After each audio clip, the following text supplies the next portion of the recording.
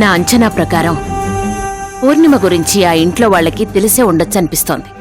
యాక్చువల్గా నేను మీ దగ్గరకు వచ్చింది ఏదైనా ఒక చిన్న జాబ్ ఉంటే ఇస్తారేమోనని. అవునా? మరి ఇంత హ్యాపీ న్యూస్ ని ఇప్పుడా చెప్పేది?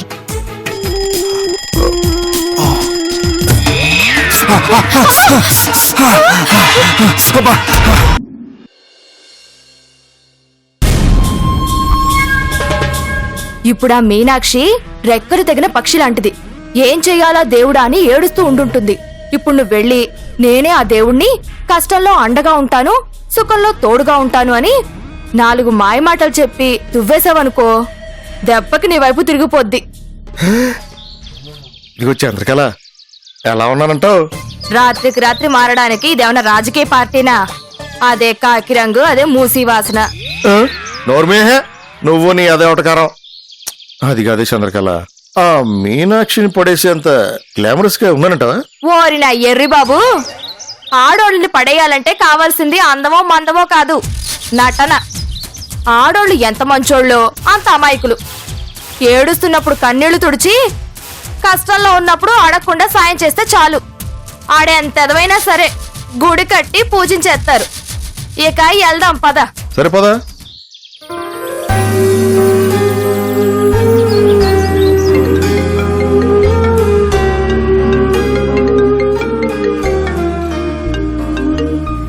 హలో, ఆఫీస్కి బయలుదేరానండి. 10 నిమిషాలు అక్కడ ఉంటాను.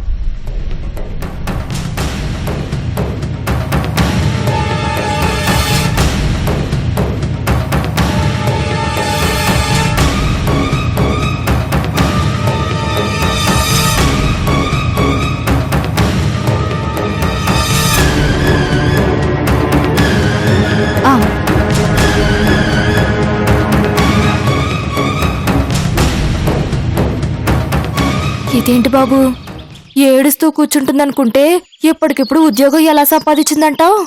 పార్టీలు మారడమే కాదు, అద్భుతాలు కూడా రాత్రి రాత్రికి జరుగుతుంటాయి.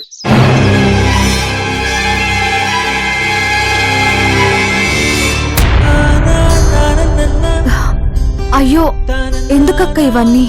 కొత్తగా ఉద్యోగంలోకి వెళ్తున్నావు కదమ్మా, ఏ దిష్టి తగలకుండా ఉండడం కోసం మీనాక్షి. ఇరుగు దిష్టి, పొరుగు దిష్టి, ఏ దిష్టి నీకు తగలకుండా ఉండాలి. ఏ దెయ్యం చూపు నీ మీద పడకూడదు. ఆ డైలాగ్ నీకే. చా, నీకు కాదు మరి, దీన్నే గురిగింజొచ్చి నేరేడుగాని ఎక్కరిచ్చిందంట. సరే సరే, ఈ సీన్కి రియాక్షన్ సీన్ ఆలోచిద్దాం. పదా. అక్క, all the best. Thank you రా తల్లి. చిన్ని, ఇది తీసుకెళ్లి దూరంగా పడే, సరేనా? జాగ్రత్త. చాలా సంతోషంగా ఉందమ్మా. నువ్వింత త్వరగా ఆ బాధలోంచి బయటకొచ్చి ఒక అడుగు ముందుకేస్తున్నందుకు.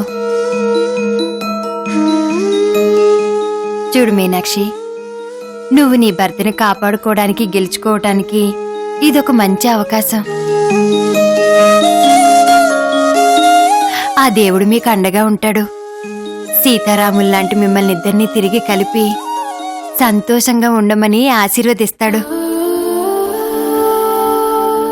ఆ రోజు చాలా దగ్గరలోనే ఉందని నాకు నమ్మకం ఉందమ్మా. జాగ్రత్తగా వెళ్ళిరా. ప్రాణాలు పోతున్నా సరే పట్టించుకొని జనాలున్న లోకం ఇది. అలాంటిది ఎటు వెళ్లాలో అర్థం కాక నడి రోడ్డు మీదున్న నన్ను ఇక్కడికి తీసుకొచ్చి ఒక అక్కలా అండగా ఉన్నావు. ఏ బంధం లేకపోయినా సరే నేను బాగుండాలని, నా జీవితం బాగుండాలని ప్రతి క్షణం ఒక అమ్మలా నా ఆనందం కోసం ఆరాటపడుతున్నావు.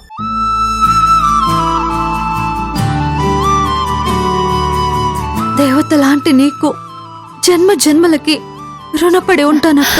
అయ్యో పిచ్చి తల్లి, నీలాంటి మంచిదానికి సాయం చేయకపోతే ఈ బతుక్కి ఇంకా అర్థమేముంది చెప్పు? అంత మంచి జరుగుతుంది. వెళ్ళిరా అమ్మా. థ్యాంక్స్ అక్క. Thank you very much. వెళ్ళొస్తాను. మంచిదమ్మా, జాగ్రత్త. వెళ్ళు.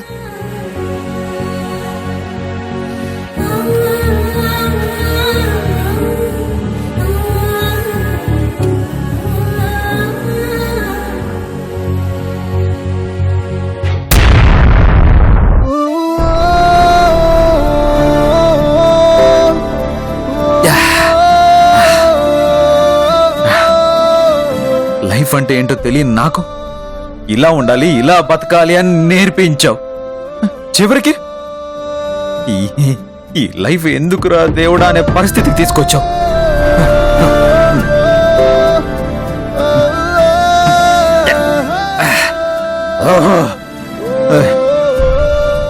ఈ ప్రపంచంలో నాకు ఏది లేకపోయినా పర్వాలేదు, నీ ప్రేమ ఉంటే చాలు, లైఫ్ లాంగ్ హ్యాపీగా బతికేస్తాను అనుకున్నాను. నాకంటే ఎక్కువగా ప్రేమించాను మీనాక్షి నిన్ను. అలాంటి నన్ను, నా ప్రేమని మోసం చేస్తావా? నీకు మనసు ఎలా వచ్చింది మీనాక్షి? మనసు ఎలా వచ్చింది?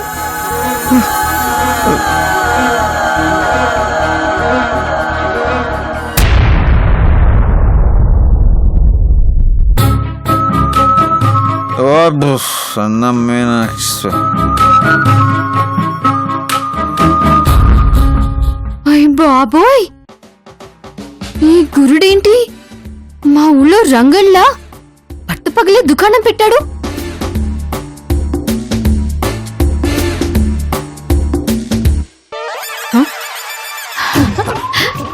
ఐడియా.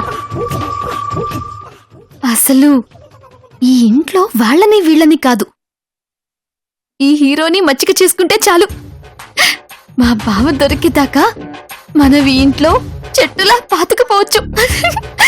ఒసే పూరి అంటే అన్నానంటారు కానీ నీకు అందాన్నే కాదే, తెలివిని కూడా కుప్ప తెప్పలుగా ఇచ్చాడా దేవుడు.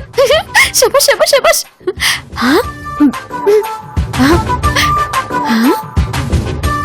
అన్నే మోసం చేస్తా, నిన్ను వదలనా మోసం నన్ను. యువరాజా, యువరాజా, యువరాజా, చంపేసా. ఏమండి?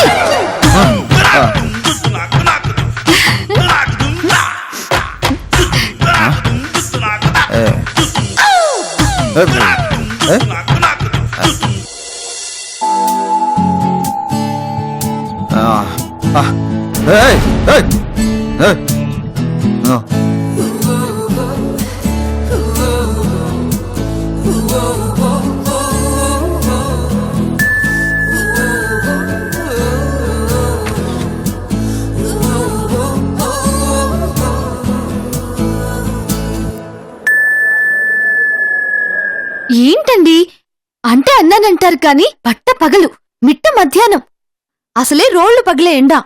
ఇలాంటి టైంలో ఇలా మందు తాగితే పైత్యం పెరిగి ఆరోగ్యం పాడవుతుంది. అదే మజ్జిగ తాగితే కడుపులో చల్లగా ఉండి ఆరోగ్యం హాయిగా ఉంటుంది. అందుకని ఆ దిక్కుమాలే మందుని పక్కన పడేయండి. వెళ్ళి 4 చుక్కల నిమ్మరసం, 1 చెంచా ఉప్పు కలిపి అద్భుతమైన మజ్జిగ తీసుకొస్తాను. ఏంటండి నిమ్మరసం లేకుండా తీసుకురమ్మంటారా?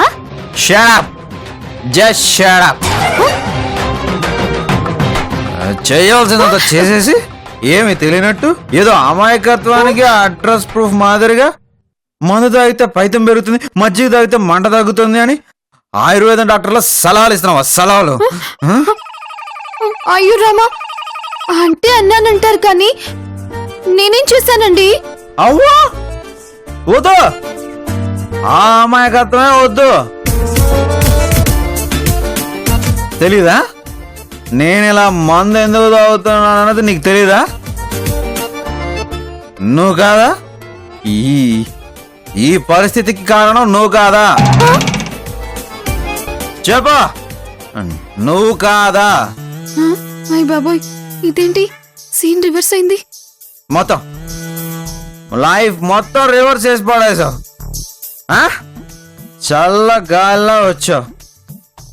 లైఫ్ అంతా హాయిగా ఉంటుంది అనుకున్నాను, కానీ మంటల్లో అగ్నిపర్వతం కంటే పెద్ద మంటల్లో తోసేసావు.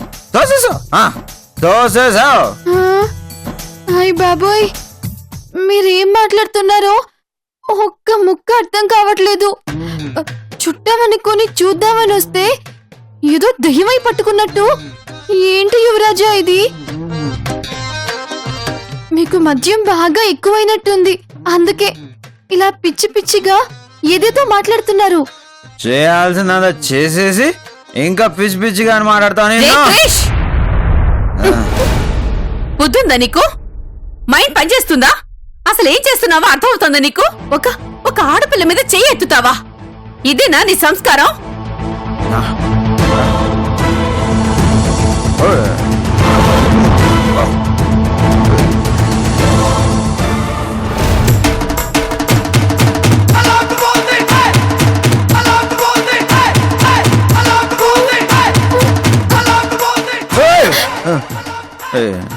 నువ్వేంటి ఇక్కడ? నువ్వు ఎప్పుడు వచ్చావు అక్కడికి? ఓయమ్మో, కొట్టేదాకా వచ్చి ఫైనల్ గా ఇదే షాక్ రా నాయనా.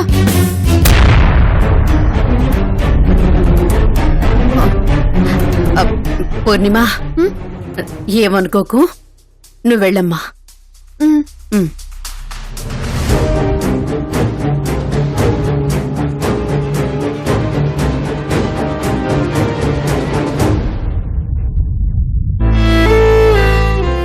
చూడు క్రిష్, నువ్వు ఎవరని ఊహించుకొని ఇలా ప్రవర్తించావో నాకు అర్థం అవుతోంది. కానీ ఇలాగే ఉంటే ఏమైపోతావోనని భయం వేస్తోందిరా. నీ జీవితం గురించి నేను పడుతున్న భయం మాత్రం నీకు సవతి తల్లి ప్రేమలా కనిపిస్తోంది.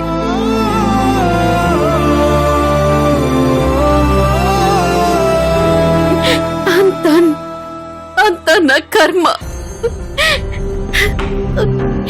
ఎలా చెప్పాలో, ఏమని చెప్పి నీ జీవితాన్ని సరిదిద్దాలో అర్థం కావడం లేదు. రే, నిన్నొక్క మాట నువ్వు గుర్తుందా? పిల్లలు తప్పు చేస్తే కన్నవాళ్లు కడుపులో పెట్టి కాపాడుకుంటారని. కానీ నా బిడ్డ అసలు తప్పే చేయకూడదని కోరుకుంటాన్రా.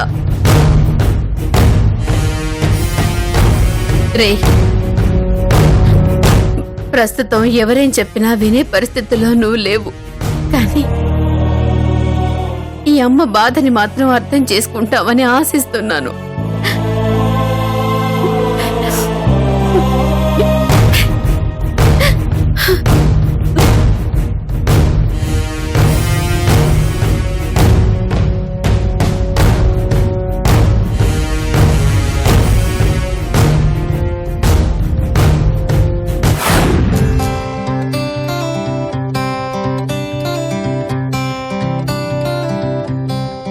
Good morning madam. Good morning Vasu గారు. మేడం ఎక్కడున్నారు? మీటింగ్ లో ఉన్నారు. మీరు రాగానే రమ్మని చెప్పారు. మీటింగ్ దేని గురించి వాసు గారు?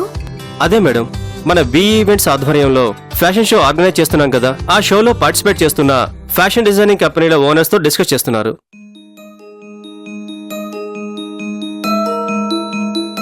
మేడం, నేను ఇప్పుడే వస్తాను. గత 2 సంవత్సరాల నుంచి అలికా డిజైనర్సే విన్నర్స్ కాబట్టి ఈసారి కూడా ఖచ్చితంగా ఆయన పార్టిసిపేట్ చేస్తారు. అంటే ఇప్పుడు ఆయన మీటింగ్ లో ఉండుంటారు. థ్యాంక్ యూ స్వామి. ఆయనతో కలిసి బ్రతికే ప్రయాణం కోసం తిరిగి మళ్ళీ ఆయనతో కలిసి పనిచేసే అవకాశాన్ని కల్పించావు. చాలా చాలా thanks Swamy.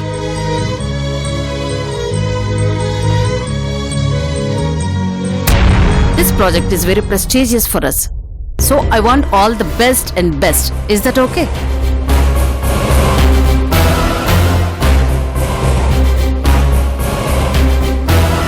So I I want the best from your side, okay? Meenakshi, come.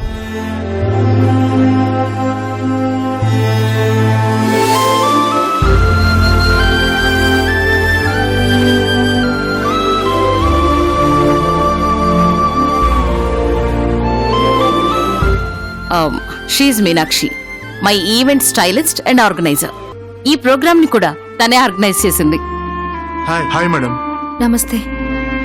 Meenakshi, he's Praveen, Srujana designers chairman. Hello. Hello.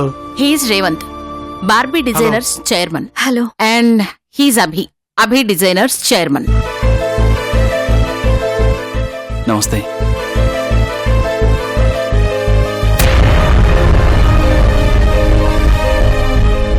Meenakshi, ఏం ఆలోచిస్తున్నావు? Come sit. పర్వాలేదు madam. Okay, let's continue the meeting.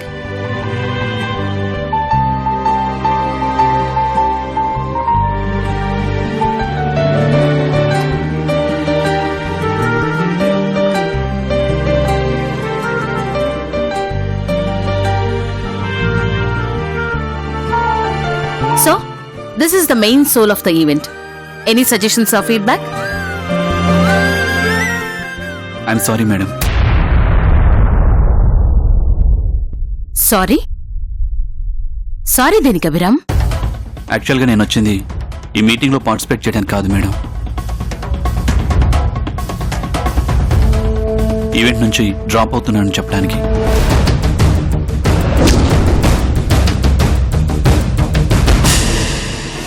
What? What are you saying? Event నుంచి drop అవడం ఏంటి? Sorry madam, నాకు వేరే obligations ఉన్నాయి. So ఆ టెన్షన్స్ వల్ల పార్టిసిపేట్ చేయలేకపోతున్నాను. ఏం మాట్లాడుతున్నారో, ఎలాంటి టైంలో మాట్లాడుతున్నారో అర్థమవుతుందా మీకు? 2 రోజుల్లో ప్రోగ్రామ్ ఆల్రెడీ అరేంజ్మెంట్స్ అన్నీ కంప్లీట్ చేసేసాం. ఇప్పుడు లాస్ట్ మినిట్ లో కుదరదు, డ్రాప్ అవుతున్నావు అని చెప్తున్నారేంటి? మీ వల్ల ప్రోగ్రామ్ మొత్తం స్పాయిల్ అయిపోతుంది తెలుసా?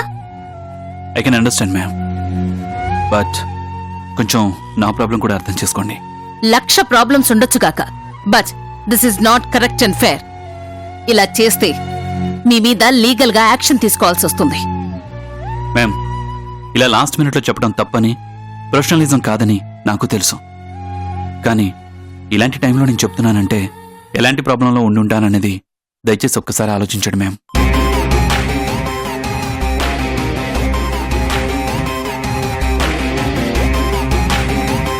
అర్థం చేసుకోగలిగితే క్షమించండి, లేదంటే ఇక మీ ఇష్టం.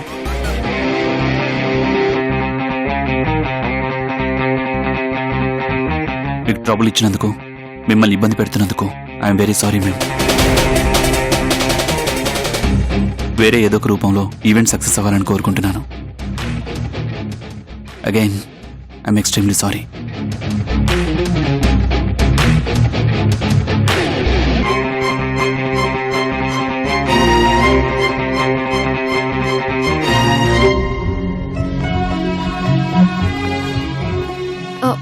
మేడం, ఎక్స్క్యూజ్ మీ, ఇప్పుడే వస్తాను.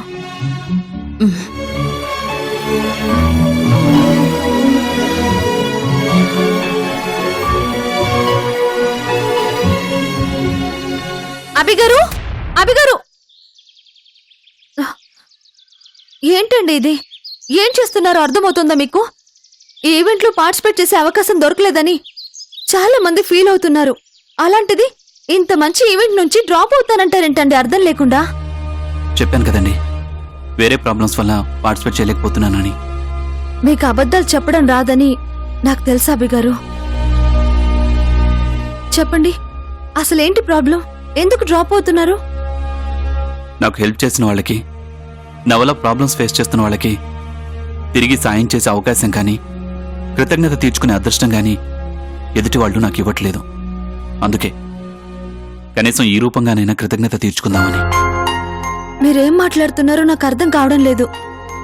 నాకు అర్థమైందండి. మీటింగ్లో కృషి లేడన్న బాధ మీ కళ్ళల్లో స్పష్టంగా కనిపించింది.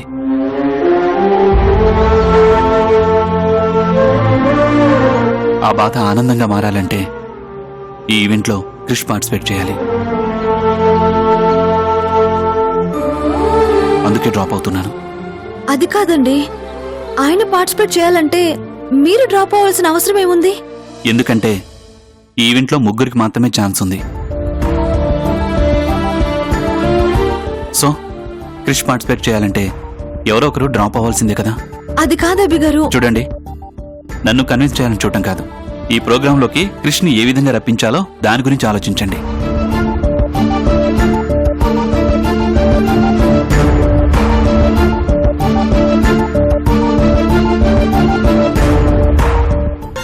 కాసేపు నా మీద మీకున్న కోపాన్ని, మన మధ్య ఉన్న గొడవల్ని పక్కన పెట్టి నాకు మీతో మాట్లాడే అవకాశం ఇవ్వండి ప్లీజ్.